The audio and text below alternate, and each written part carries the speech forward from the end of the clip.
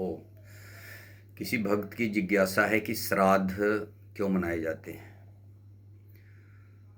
वास्तव में हमारे राष्ट्र को भारत माता कहा जाता है, तो अनेकों प्रकार की जो त्योहार हैं, तिथियां हैं, नक्षत्र हैं, इसका कुछ न कुछ आध्यात्मिक आशय होता है।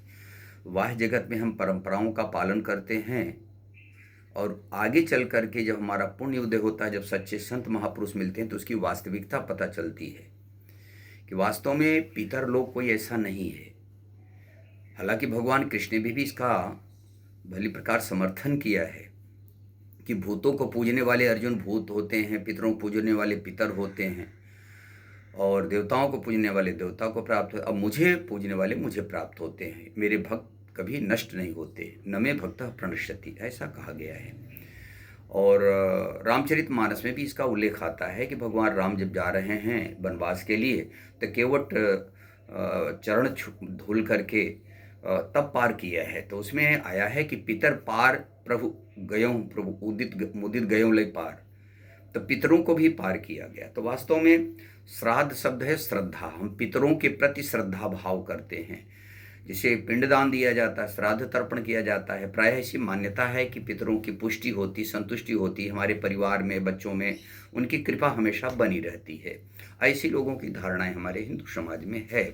इसके लिए लेकिन ठीक है, परंपराओं का भी पालन करना अच्छी बात है, लेकिन उसकी आध्यात्मिक आशय समझ के चलेंगे तो और भी लाभ होगा।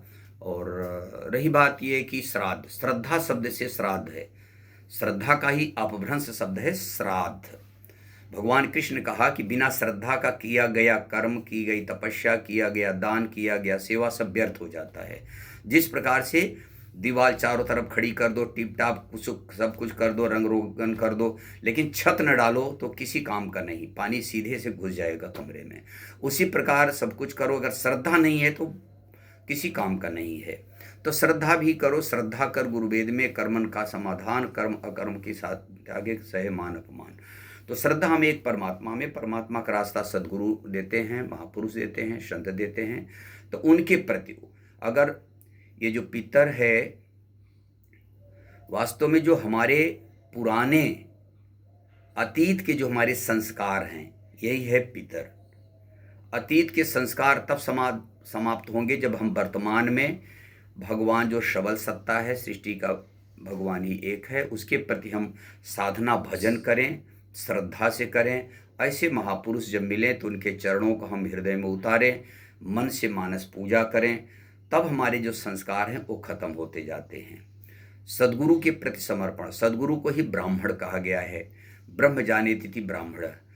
तो ऐसे महापुरुष जिसको यजमान और विद्वान दो शब्दों से संबोधित किया जाके, विद्वान ही श्राद्ध तर्पण कराते हैं यजमानों का। तो उसी प्रकार पिंड माने होता है शरीर। जैसे चार खानी बताया जाता है, अंडज, पिंडज, स्वेदज, उद्भिज। तब पिंड के रूप में हम लोग हैं। तो यह शरीर एक पिंड है। तो इस पिंड के प्रति हमारा क्या कर्तव्य होना चाहिए? तो वैसे ही जीवन को हम समर्पित करते हैं, महापुरुष के प्रति श्रद्धा भाव हो, तभी हमारे पितरों का भी उद्धार, अपना भी उद्धार होता है। ऐसा हमारे कुछ उल्लेख शास्त्रों में मिलते हैं कि धन्य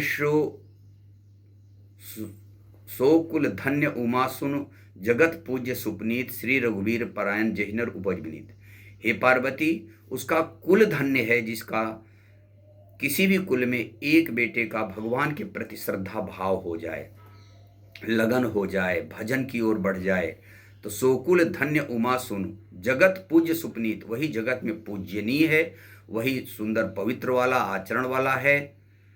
जहिनर उपज, हृदय में जिस मनुष्य के अंतर में एक परमात्मा के भक्ति का प्रादुर्भाव हो।